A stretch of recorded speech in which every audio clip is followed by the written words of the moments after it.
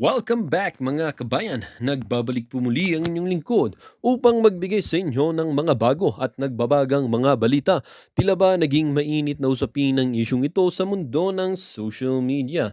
730 million pesos na budget ng Office of the Vice President tila ba ay nabulgar na dahil itong si Saldico ay inilaglag ng kapwa niya kongreso pati na rin ang tinataguriang niyang kasama or kaalyado na si Tambaloslos ay tinuro na ibinulsa pala ni Saldico.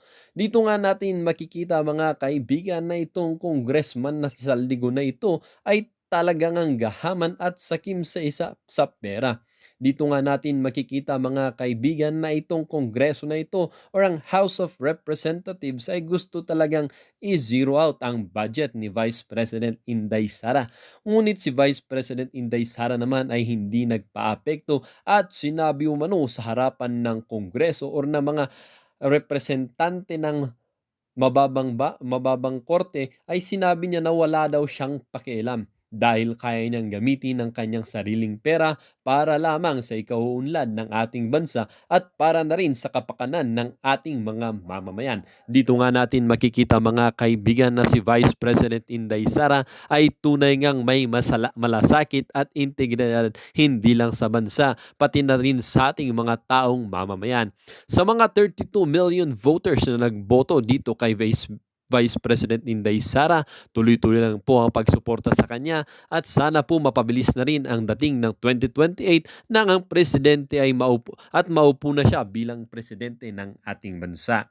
Well, para nga sa buong impormasyon ay panoorin na lamang ang buong video at kung bago ka pa lamang sa ating channel ay huwag kakalimutang mag-subscribe, pindutin ang notification bell at piliin ang all upang laging maging updated sa mga bago at nagbabagang mga balita.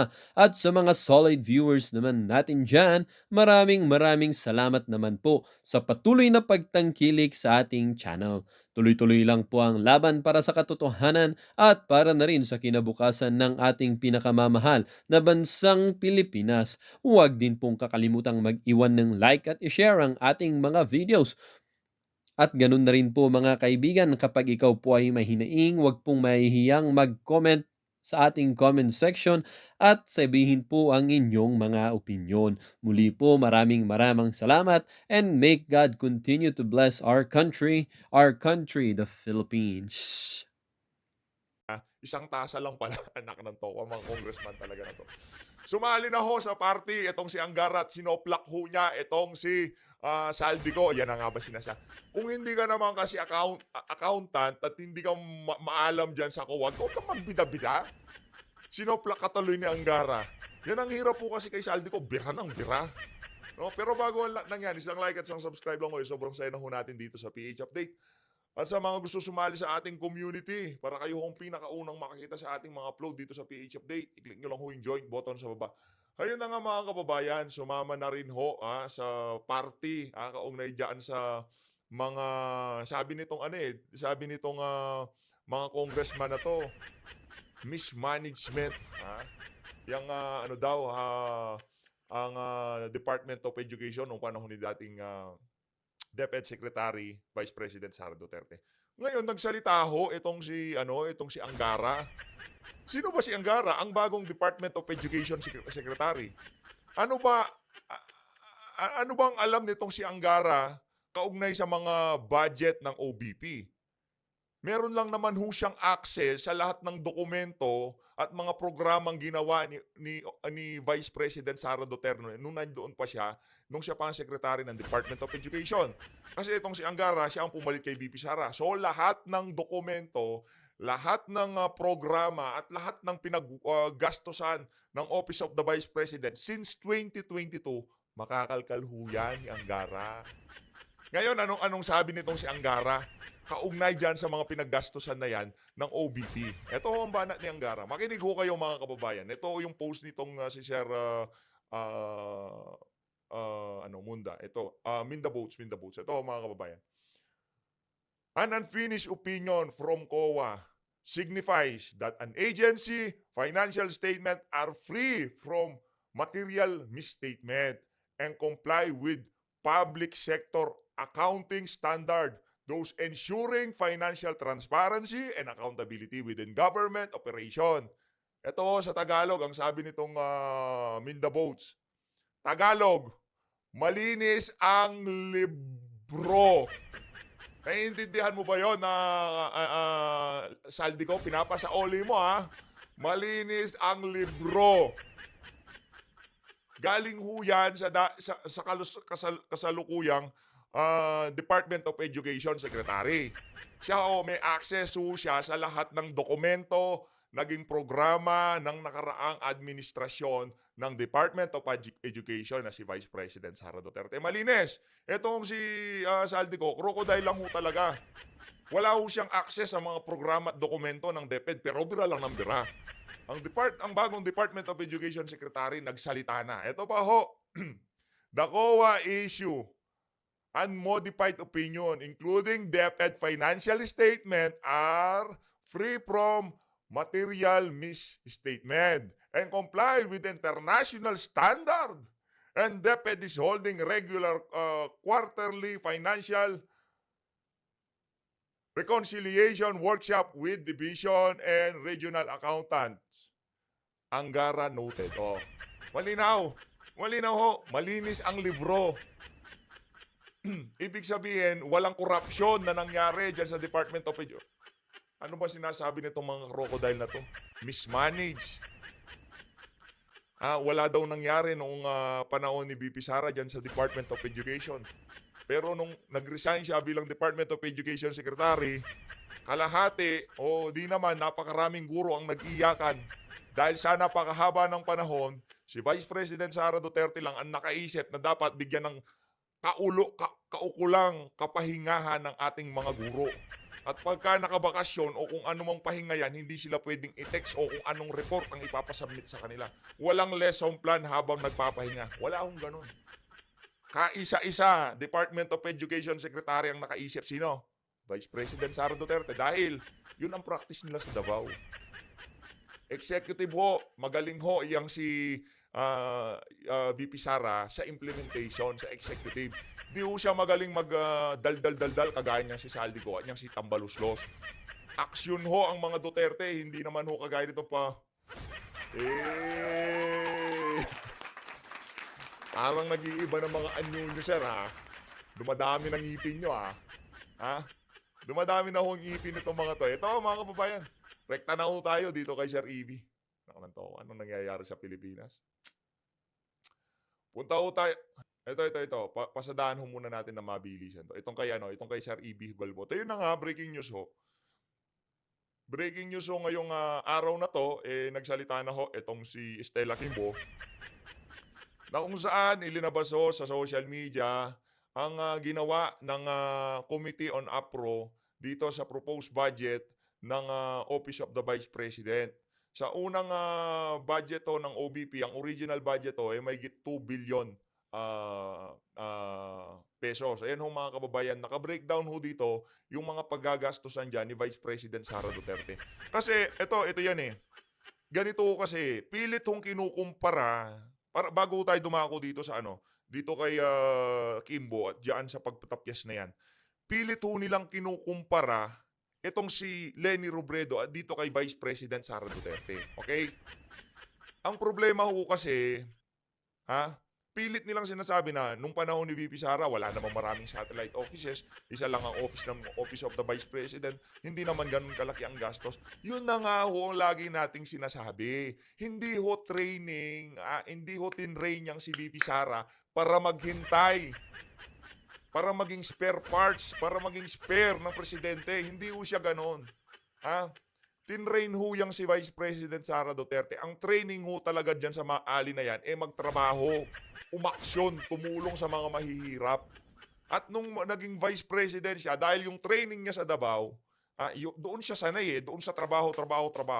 Serbisyo sa mga kababayan natin. Nagtayo ho ng mga satellite offices, napakaraming programa, merong magnegosyo taday, merong libreng sakay, napakarami ho niyang programa dahil yun ang training niya bilang executive dyan sa Davao. Resolbahin ang mga problema ng mga tao. Yun ang trabaho niya. hindi ho siya tinrain para magdadaldal diyan sa, social media, sa mainstream media.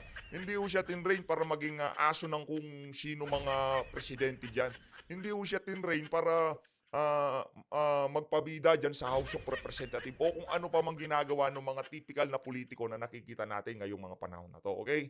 Ang training ho sa kanya, magserbisyo, magresolba ng mga problema, at talagang aksiyunan ang mga pangangailangan ng ating mga kababayan. Ngayon, sa tingin niyo ho ba yung libreng sakay ni VP Sara ngayong mga panahon na 'to, hindi ho pa, ah, talagang magbebenepisyo ang ating mga kababayan do'n?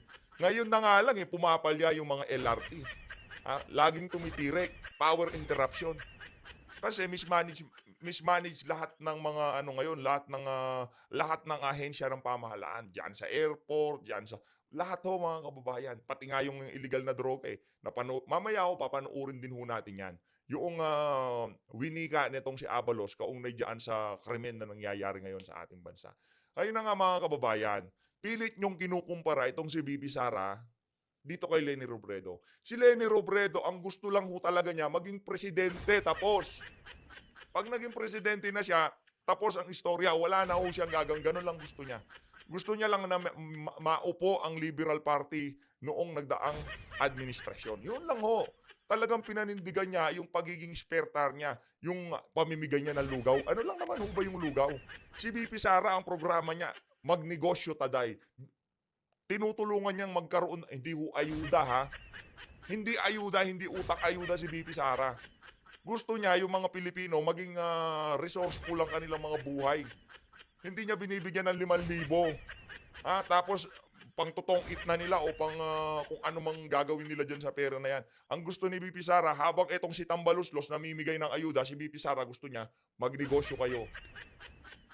Libreng sakay, oo, very relevant ngayon yung libreng sakay na 'yon. Bakit? Palpak na palpak ang ating transport system dito sa Pilipinas. Kaya lahat ng puwedeng, magbigay ng libreng sakay, dapat magbigay ho 'yan. At isa ho yang, Office of the Vice President sa dapat gagawa niyan, diyan sa budget na proposed budget na 'yan. Kaso anong ginawa ho nitong mga tambaluslos na 'to? Tinapyas ho nila para yung mga plano ng Office of the Vice President na, tumulong sa ating mga kababayan, hindi niyo naman ho kasi talagang nare-reach yung marami sa ating mga kababayan. Tanggapin niyo na ang katotohanan. DSWD, yaang, DOLE, hindi niyo nare-reach yung ating mga kababayan. Merong nagpupunta sa Office of the Vice President ngayon para do'n sa mga kababayan natin na manghihingi ng tulong sa OVP. Kung hindi ho man niya ho kayo matulungan, pasensya na ho kayo dahil tinanggal ho yung budget na para ibigay sa inyo nitong mga crocodile na 'to para gawing pang party-party. Hindi gawin pang party-party. Ilalagay nila doon sa mga ahensya ng pamahalaan na kesyo redundant daw yung programa ng, OVP. Yun ho ang plano nila, 'di ba? Yun ang gagawin nila at yun talagang just stick to the plan. Yun ho talagang plano ng, mga crocodile na 'to. So, para doon sa mga congressman na napangakuan ng 777, 'di ho natin alam yung 77 na yun. Pero pagkadinig natin kagabi diyan sa third floor, pagdating sa AIX, TUPAD, AKAP, lahat ng bumira kay VP Sara, kasama kayo sa distribution. 'Di ba galing? Galing ho ng strategy nitong mga congressman na 'to. Bira kay VP Sara para campaign fund next election. Di umano, sabi ng third floor studio. Sir Marlon, Sir Marlon. Sir Marlon! Yan na nga ba sinasabi natin. Ito ho mga kababayan, ang budget ho ngayon ng Office of the Vice President from mahigit 2 billion, 733 million. Nakakalungkot ho. Yung mga matutulungan ng OVP, sasabihin ni VP Sara, i-refer niya dyan sa DSWD, dyan sa, dyan sa DOLE. For example, ganun. Ano ba ginagawa ng DOLE? Tupad? Pagwawalisin yung mga kababayan natin sa kalsada tapos every week or month bibigyan ng pera. Si VP Sara hindi ho, magnegosyo taday. 'Di ba? Ganun ho ang gusto ng administrasyon na 'to. Ang gusto ni VP Sara, tuloy-tuloy na asenso sa pamumuhay ng sambayan ng Pilipino. Pero itong mga nasa House of Representative, ang target lang ho ng mga 'yan, dapat 'pag namimigay ng ayuda kasama kami diyan. Gusto niyo ba mapanood yung video nitong si Tambaluslos? Namigay lang ng tag 5,000, akala mo tag 1,000 lahat ang dinaig pa si Kuya Will, anak ng toko. Ibang klase yung mga kababayan. Yun, sa supplies, 200 million. Oh, pagdating sa services, para consultant, tapyas. Financial assistance, rent lease expenses. Ito yung mga satellite offices ng OBP, no. Na ngayong panahon na to, kailangan talaga lahat magtulong. Kala ko bang tulong-tulong? Tumutulong itong si Vice President. Ayaw nyo naman patulungin.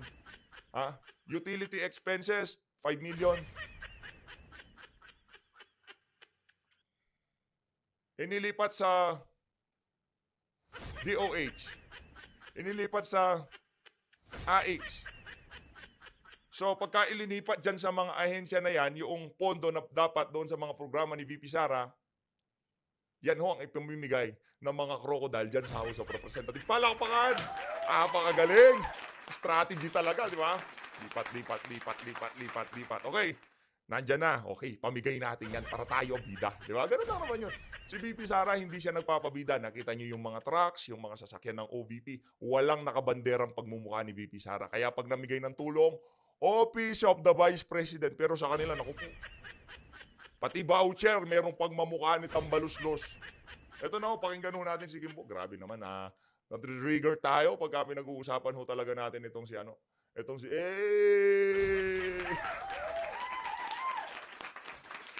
Ayan. Nalo-low blood ako sa inyo. Nalo-low blood. Wala ako. Low blood ho ako ngayon. Parang ako si Cassandra Ong eh. Pakinggan ho natin itong si Kimbo. MAIFIP program.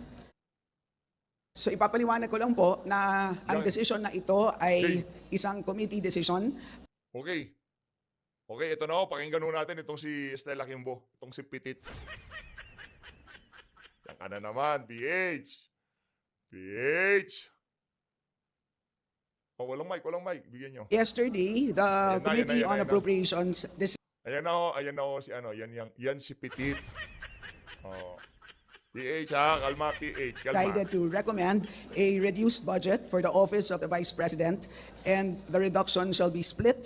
Wag mo nang banatan si Kimbo. Wag mo nang banatan. Kawawa naman. Oh, napag-utusan lang. Kasi pag hindi siya sumunod, tatanggalin siya bilang assistant chairman By the DSWD AX program and the DOH MAIFIP program. So ipapaliwanag ko lang po na ang decision na ito ay isang committee decision. Ang Committee on Appropriations has 139 members, and with respect to the budget cut of the OVP, ito po ay naging unanimous decision among the members. At lilinawin ko rin po na hindi pa ito final approval ng Congress. Ito po ay recommendation pa lang po ng Committee on Appropriations for the plenary. Okay. At kagabi naman po ay nag-second reading na rin po ang approved committee report na kung saan nakapaloob ang recommendation. Simple pa kayo, final na nga yan. Di ba sinabi na ni BP Sara? Mga loko-loko pala kayo eh. Ay, ano pang gagawin dyan? Final na ho yan. Ganyan ho talaga pagka pulburonik ang leader, pati yung mga nasa baba, hindi natin maintindihan. Ano bang di nyo naiintindihan doon sa sinabi ni BP Sara? Gawin nyo na gusto nyong gawin sa budget ng OBP. Kayo nang bahala, tanggalin nyo anong gawin. Kayo nang bahala. So yung binigay nyo sa 733 million, final na yan. Huwag kayong aanga-anga. Pati ba naman yung mga ganyang klaseng statement, aanga-anga kayo? Sinabi na ng OBP, kayo na bahala. Okay na, walang problema. Anong gawin nyo gusto nyo? Pero hindi nyo na ako mabababoy dyan sa committee na yan. Diba? Ganun lang kung gustong sabihin ni VP Sara. Gawin nyo gusto nyo, pero hindi nyo na ako mabababoy dyan.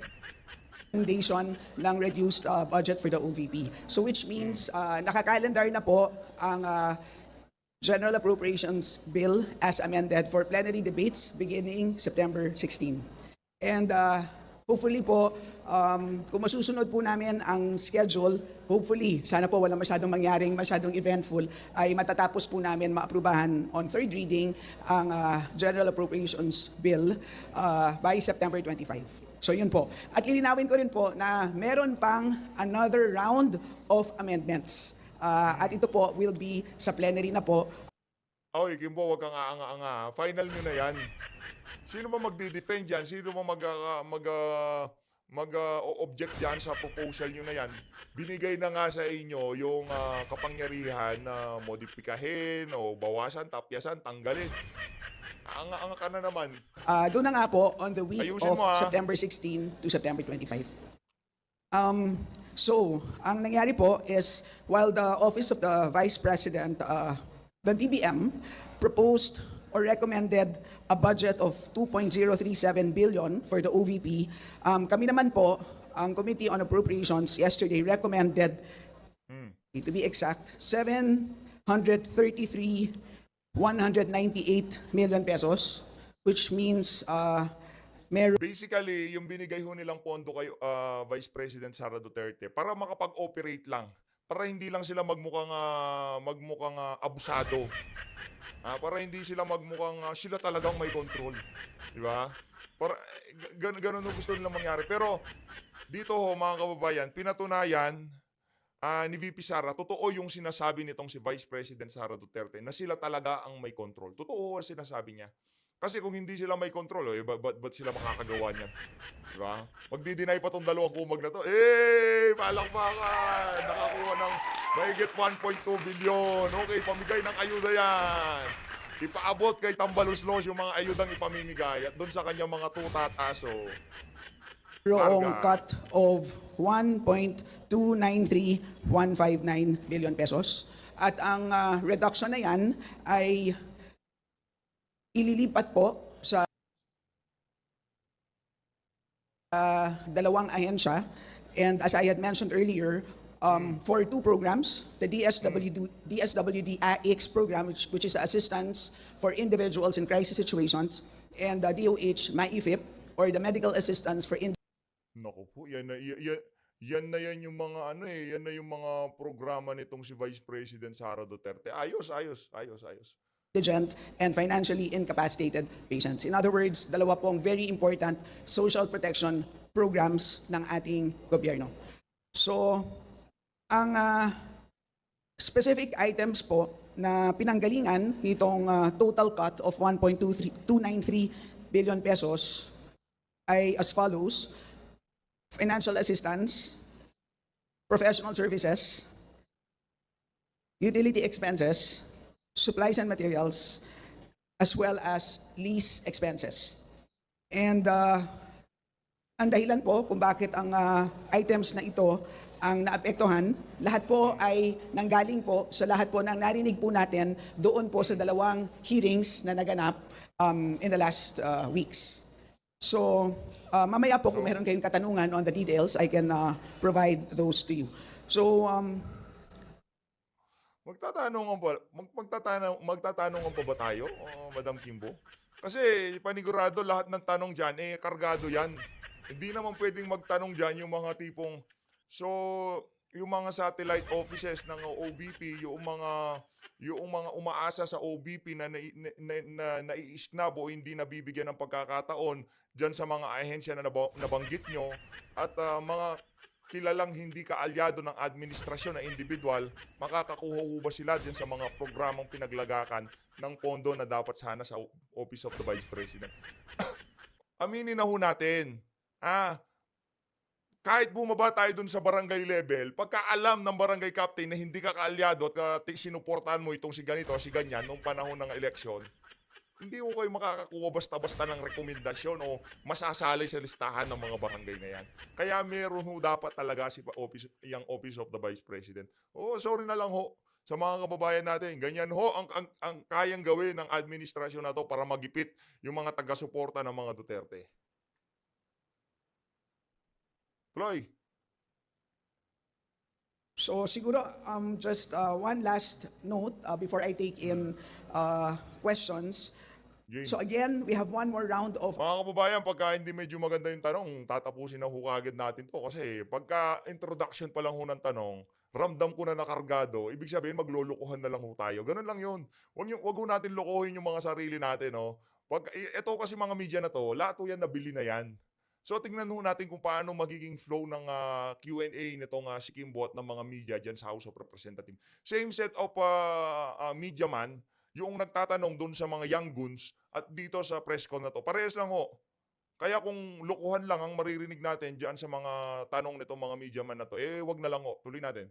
Of amendments, lilinawin ko, hindi pa ito final approval ng Congress. Anga, final na yan. Kayo na nga bahala. Meron pa tayong plenary debates. And pagkatapos po mapadala ang House version of GAB to the Senate, magkakaroon siyempre ng Senate deliberations. After ma-approve ang Senate version, meron pang bicameral meeting. After that, magkakaroon pa po ng ratification, meaning babalik pa po yan to both Congress and the Senate. And then after that, magkakaroon pa po ng President's approval because as you know, the President can Linalatag ho nitong si Kimbo na, uy, hindi kami may control niyan ha. Tignan nyo, ang daming dinadaanan, magpupunta pa sa presidente. Lahat ng dadaanan niya, kaalyado niya, mga loko-loko ba kayo? veto. And ang veto po is pwede po on a line item basis. In other words po, Okay. ganun po kahaba ang proseso ng ating budget approval, budget process. At malinaw po na napakarami pong tao na involved dito po sa pag-aproba ng budget. Hindi lang Oh, hindi naman si Saldico, kayo naman. Hindi si Saldico, dami niyan eh. Pagdating sa presidente, bibito pa yan eh. Alam nyo naman, kanino nang gagaling yung pagbira kay VP Sara. Hindi kontrolado ni Tambat nitong si... po dalawang tao. And of course, after the budget is approved, alam naman po natin, ang budget execution is solely by the executive. So yun na lang muna po and I'm willing po to take questions. Ay po, mauna. Tama naman ho yun, no? Yung execution ng budget, eh, nasa executive pa rin. Kaso, problema, halimbawa, yung secretary ng DSWD, halimbawa, sasabihin ni VP Sara, kukuha ko ng meron akong gustong bigyan ng dito, AX. Maraming naghihirap na nangihingi ng tulong sa akin dito sa area na to. Asa na mamigay ako ng AX? Sa tingin niyo ho ba, bibigyan ng Office of the Vice President ng AX para ipamigay sa ating mga kababayan? Kasi meron din lumalapit sa kanya eh. 'Di ba? Pagka galing sa akin, rinikomenda ko diyan sa DSWD, recommended by Vice President Sara Duterte. Automatic ho, diretso sa shredder yan. Hindi ma-approve niya. Mabibigay ang credit kay VP Sara. Ay, si VP ang nag-recommend sa akin dito sa AX, diyan sa tupad na yan. No. Dapat ho si Tambaluso sa mamimigay dyan. Madam, sir, ganun ho dapat ang galawan dyan. Yan na po ako. Okay, magpobola. Kong Sela, Red Mendoza po from the Manila Times. I know na yung budget cut po is on the House level. But what if the Senate retains those cuts? Ano pong masasabi niyo po doon? If the Senate retains the same amount na pinropose ng OVP. And number two, removing of the lease contracts, does that mean natatanggalan niyo po ng power ang OVP to lease buildings for their satellite offices? So ibig po sabihin, parang you're technically removing the power of the OVP to have these satellite offices? Doon po sa first question. So what happens if the Senate decides to approve a different version? So yun po ang dahilan kung bakit meron Wag nyo nang itanong yan. Narinig nyo tong si Coco Pimentel. Tanggalin na yung mga yan, yung mga ano-ano na yan. Tanggalin na yan. Wag na, tanggal yan. tayong bicameral meeting. So kung saan po kailangan magkita ang representatives ng Congress, representatives ng Senate, uupo po sila and they will have to iron out the differences to come up with a single version. Yun po ang dahilan. Bakit kailangan magkita-kita ulit pagkatapos po maaprubahan ng Senate naman ang kanilang version. At malamang, sa dami po ng line items ng ating GAB, for sure, ay meron pong differences ang dalawang version. Ngayon po, pagdating po sa lease expenses, ang lumabas po sa ating pandinig ay marami pong opisina ang ating OVP, hindi lang isa, katulad ng ating mga previous vice presidents na they only maintained a single office. Lumabas naman po sa ating hearings na mayroong 10 satellite offices and 2 extension offices. Pagka nagkaroon ho ng donation drive para dito kay BP Sara, wala pa ho eh. For now, wala pa ho. Pero if ever, no, nakalikom ng napakalaking pondo itong Office of the Vice President. Yung mga nagmamahal sa kanya mga OFW, maging tayo dito sa PH Update, talaga ho nga anohin natin yan, tutulong ho tayo dyan sa Office of the Vice President. Talagang di ho natin nahahayaan na masadlak ng mga walang yang politiko na to, malamon ng mga politiko nila itong si Vice President Sara Duterte. At kung magkataon ho, talagang tutulong ho tayo dyan sa donation drive na yan for the Office of the Vice President. No, mapapahiya ho lahat ng mga congressman na yan, panigurado. Hindi nyo binigyan ng budget si VP Sara, walang problema. Tignan natin kung saan kayo pupulutin. And this is likely the reason why lease expenses umabot sa 53 million pesos na mas malaki ng DIAMAC compared to the previous vice presidents. So, Hindi naman nagtatrabaho yung amo mo eh. Ano ba ginawa ni Lenny? Si VP Sara maraming programa at hindi namimigay ng ayuda. Pinamimigay ni VP Sara negosyo, kabuhayan, mga loko-loko. minabuti po naming balik po siya sa levels ng 2022 na kung saan ang vice president natin noon only maintained a single office. So